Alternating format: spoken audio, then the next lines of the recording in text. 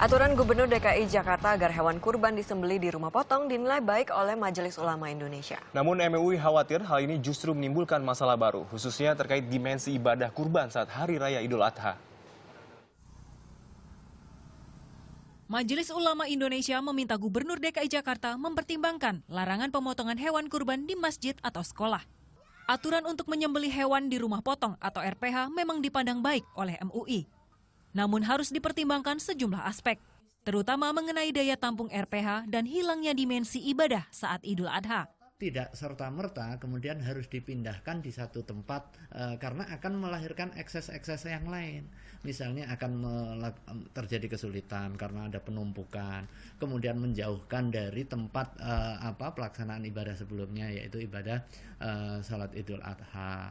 Kemudian juga ada syiar di situ menjadi hilang. Menurut MUI, aturan pemotongan hewan kurban di RPH jangan sampai menimbulkan masalah baru. Misalnya terkait kapasitas RPH yang terbatas, serta jauhnya jangkauan distribusi kurban dari RPH ke penerima. Beberapa waktu lalu, Gubernur DKI Jakarta Basuki Cahayapurnama mengeluarkan aturan tentang pengendalian, penampungan, dan pemotongan hewan. Aturan tersebut tercantum dalam Instruksi Gubernur Nomor 168 Tahun 2015. Ahok mengimbau agar hewan kurban disembelih di rumah potong hewan. Yang kita larang itu kan jangan potong di sekolah. Tapi ngotot kan, nggak ada tempat gimana ya? Oke, kalau mau potong di sekolah harus ada tenaga kesehatan yang ngawasin. Kasian kan orang dibagi daging sapi kalau sakit.